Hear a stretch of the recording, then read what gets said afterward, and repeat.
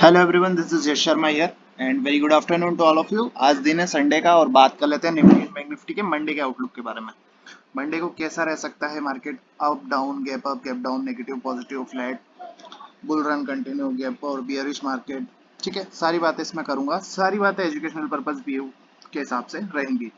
कोई भी bye cell recommendation नहीं रहेगा। अपने हिसाब से बाय सेल करें या अपने सभी रजिस्टर्ड व्यक्ति से।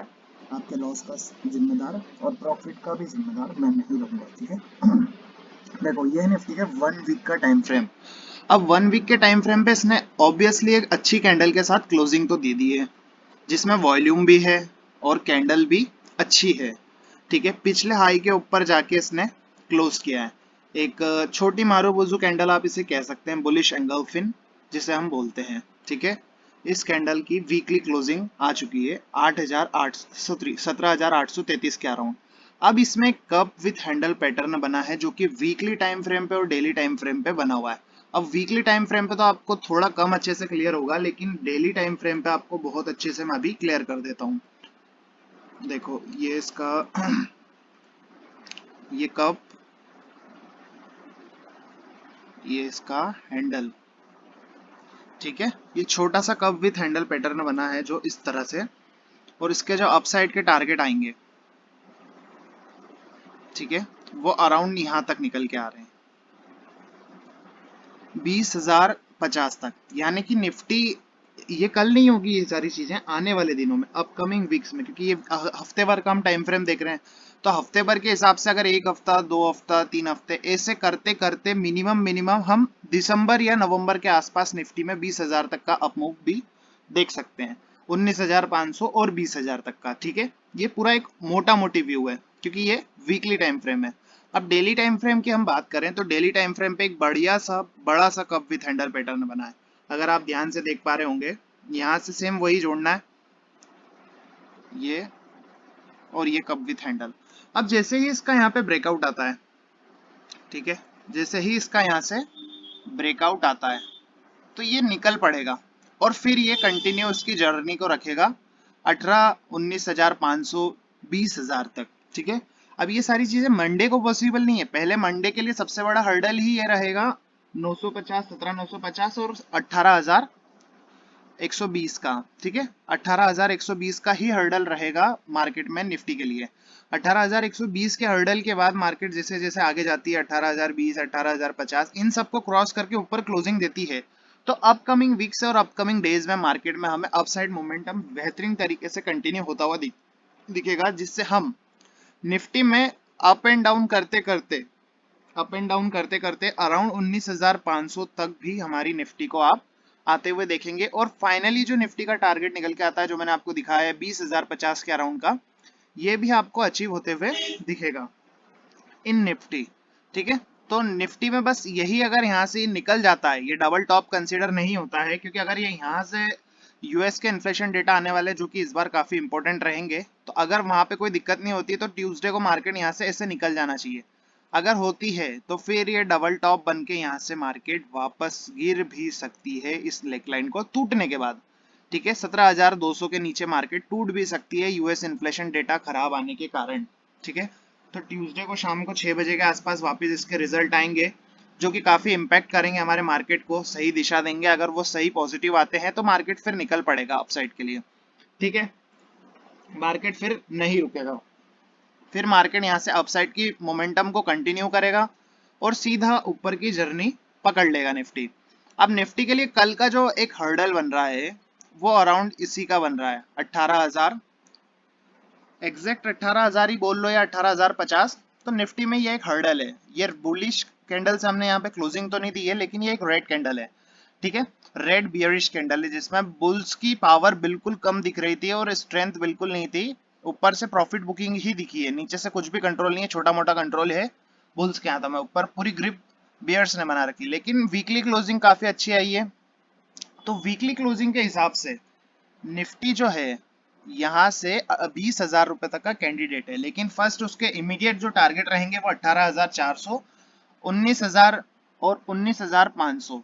अब 20,000 आने में ये कितने हफ्ते लेता है, या दिसंबर के आसपास तक आता है या नवंबर के एंड में आता है, ये हमें देखना पड़ेगा। ठीक है, वो मैं आपको समय के हिसाब से गाइड कर दूंगा। अब आपको कल इंट्राडे में कैसे प्ले करना है वो जान लीजिए। देखिए, किसी भी कारण से अगर गैप डाउन ओपन होता है और गैप डाउन अराउंड इसी लेवल का होता है 17,725 के आसपास, 17,725 के आसपास अगर गैप डाउन होता है तो आपको वेट करना है, यहाँ से एक अपमूव आने का। अगर यहाँ पे कोई प्राइस एक्शन बनता है और मार्केट ऊपर को जाने को कोशिश करती है, यहाँ से गैप डाउन होने के बाद ऊपर को जाने की कोशिश करती है, तो फिर वो ऐसे प्राइस एक्शन बना के मार्केट निकल जाएगी। फिर इस हाई को भी, पहला हाई का टारगेट यही लेगी 17,920, फिर अगला टारगेट 18,000। मार्केट अगर यहाँ से प्राइस एक्शन बना के निकलती है तो फिर वो अपसाइड में मोमेंटम को कंटिन्यू रखेगी और मार्केट अप साइड में निकल जाएगी। तो अगर गैप डाउन होता है तो आपको गैप डाउन को चेज नहीं करना है, जिसकी चांसेस गैप डाउन के थोड़े कम लगते हैं। अगर गैप डाउन होता है तो उसे चेज नहीं करना है आपको। गैप डाउन में आपके पास लॉन्ग पड़े हैं, आपके पास मंथली पोजीशन है, आप यहाँ पे उसे ऐड कीजिए, निफ्टी में भी ऐड कीजिए और स्टॉप लॉस आप नीचे का रखिए। 17,500 के नीचे की एक भी क्लोजिंग आती है आप निकल जाना, लॉन्ग से पोजिशनल हो तो भी निकल जाना। लेकिन 17,725 के आसपास अगर गैप डाउन होता है तो यहाँ पे प्राइस एक्शन बनने देने का वेट करना, दूसरे रिटेस्ट पे एंट्री लेना और फिर मार्केट में आपका पहला टारगेट अपसाइड का यही रहेगा 19,020 का, सॉरी 17,920 का। ठीक है, ये आपके अपसाइड के टारगेट होगा अगर गैप डाउन ओपन होता है तो। लेकिन अगर किसी वरिष्ठ से किसी अच्छे सिनेरियो में मार्केट गैप अप ओपनिंग ले लेती है 17,920-25 या इस हाई के ऊपर ही कहीं पे, ठीक है, तो आपको वहां पे प्राइस एक्शन बनने देने का वेट करना है। अगर वो इस लो को तोड़ के नीचे निकलना शुरू कर देती है, ओपन होने के बाद एक रिटेस्ट देके ऐसे गिरना शुरू कर देती है, तो फिर आपको कॉल से एग्जिट यहाँ पे प्रॉफिट बुक करके निकल जाना है और फिर मोमेंटम को देखना है। क्या फिर इस लो को तोड़ रही है? इस लो को तोड़ती है तो फिर आपका डाउन साइड का पहला टारगेट ये लो रहेगा 17,680, अप साइड से नीचे आता है मार्केट तो। फिर उसके बाद स्टॉप लॉस आपका यहाँ कहीं लगा लीजिएगा और अगर वहां से 17,680 से नीचे निकलती है तो 17,525 another target for the down side if market will open with gap up and can't sustainable up side, अगर ऊपर सस्टेनेबल नहीं रहती है तो।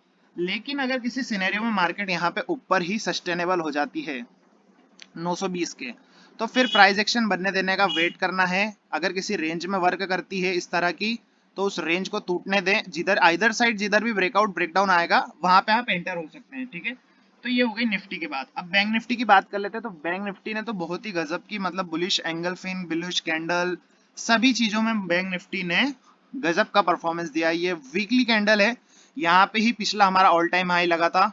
ठीक है, अगले ही दिन बड़ा गैप डाउन, उसके बाद सेलिंग सेलिंग सेलिंग सेलिंग, पूरी कैंडल सेलिंग में चले गई थी। लेकिन यहाँ पे हम ओवर स्ट्रेच थे, यहाँ पे हम खींचे हुए थे, यहाँ कंफर्टेबली हम क्लोज कर रहे हैं। तो बैंक निफ्टी जो है इस हर्डल तक आने के लिए थोड़ा सा समय ले सकता है।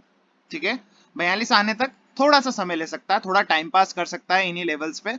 अगर यहाँ कहीं टाइम पास करता हुआ दिखता है आपको 40,000 के ऊपर ऊपर या 39,700 तक भी आती है, ठीक है, ये 39,700 तक भी आती है तो भी आप उसमें कंटिन्यू रह सकते हैं 39,700 के स्टॉप लॉस से। लेकिन अगर ये गिरना शुरू कर देती है तो फिर आपको 39,700 के नीचे एक भी क्लोजिंग आती है निकल जाना है। ठीक है, अगर अब यहाँ पे बात कर लेते हैं कल क्या करना है। ठीक है, देखो यहाँ पे एक रेड कैंडल डोजी के साथ हमने क्लोज किया है, उसके एक दिन पहले हमारे बड़ा सा बुलिश कैंडल के साथ हमने बंद की थी। ठीक है, अगले दिन हमने क्लोजिंग से क्लोज की है इसको रेड कैंडल के साथ डोजी में। तो मार्केट अगर बैंक निफ्टी यहाँ कहीं गैप अप ओपनिंग लेती है, ठीक है, इस कैंडल के हाई के ऊपर, ठीक है, 40,600 के ऊपर, 700 के ऊपर कहीं ओपन ले लेती है और ऊपर सस्टेन नहीं होती है और प्राइस एक्शन बना के गिरना शुरू कर देती है, तो फिर आपको कॉल से एग्जिट करके प्रॉफिट बुक करके निकल जाना है। ठीक है, अब इंट्राडे में कैसे करना है वो मैं आपको समझा देता हूं। देखो, बैंक निफ्टी में की हम बात कर लेते हैं। अगर गैप अप ओपनिंग हो रही है, ठीक है, अराउंड 39,600, 700, 800, 800 पे मान लेते हैं, 39,800 पे अगर गैप अप ओपनिंग ले लेता है, ठीक है, और अगर ऊपर ओपन होने के बाद यहाँ सस्टेनेबल नहीं होता है और किसी प्राइस एक्शन को बना के नीचे की दिशा दर्शाता है, तो फिर हमें एंटर होना है और अगले रिटेस्ट पे यहाँ एंट्री लेनी है पुट साइड में। अपना पहला टारगेट डाउन साइड का ये रहेगा 40,400। ठीक है, ऊपर से नीचे आने पे। उसके बाद अगर डे लो ब्रेक होता है तो फिर अनदर टारगेट हमारा इस लो का रहेगा जो कि निकल के आ रहा है 39,800 और 700 के आसपास का। ठीक है, बैंक निफ्टी में अप साइड ओपन होता है और सस्टेन नहीं होता है तो हमें ये करना है।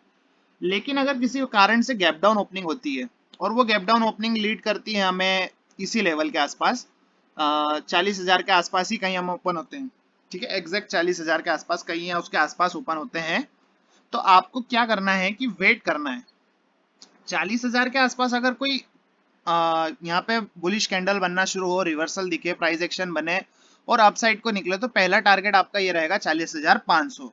इसके ऊपर निकलता है तो फिर ये हाई, ठीक है, इस कैंडल का हाई, इस कैंडल के हाई के ऊपर आपके अनदर टारगेट 40,900 तक बन के आएंगे, ठीक है। ये आपके अपसाइड के बैंक निफ्टी के टारगेट रहेंगे। तो मार्केट को शॉर्ट तो नहीं करना है आपको अभी फिलहाल, जब तक कोई मार्केट में वरिष्ठ सिनेरियो ना दिखे, जब तक आपको शॉर्ट में तो नहीं जाना है। स्टॉप लॉसेस का ध्यान रखना है और थोड़ी पोजीशन हल्की कर लेना, क्योंकि यूएस इन्फ्लेशन डेटा अब की बार थोड़ा इंपैक्ट करेगा हमारे मार्केट को। अगर अब की बार गिरता है तो फिर हम डबल टॉप लगा के निफ्टी में भी गिरेंगे और बैंक निफ्टी में भी यहाँ से गिर सकते हैं। लेकिन वो कब होगा? जब यूएस इन्फ्लेशन डेटा ट्यूसडे को खराब आएगा, ठीक है। एसजीएक्स निफ्टी फिलहाल फ्लैट है, 28 पॉइंट के आसपास अप है, ठीक है।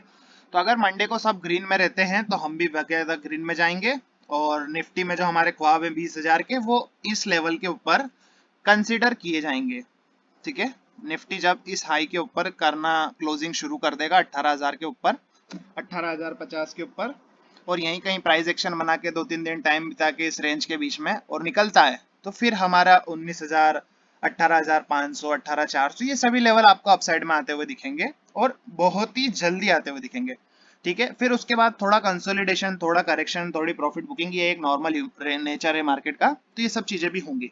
ऑप्शन चेन के हिसाब से पीसीआर जो निकल के आ रहा है वो बियरिश है, 0.89 है। मैसिव कॉल राइटर 18,000 पे, उसके पहले 17,900 पे है। मैसिव सपोर्ट की बात करें जो बन रहा है 17,500 पे है और 17,600 पे है। बैंक निफ्टी में हम देखें तो इसमें भी पीसीआर बियरिश है, 0.95 है। मैसिव कॉल राइटर 40,500 पे, स्ट्रॉन्ग सपोर्ट है 40,000 पे, और उसके बाद में जो सपोर्ट है 39,500 के आसपास बन के आ रहा है। अब एफआईडीआई क्या करके गए हैं वो भी देख लेते हैं।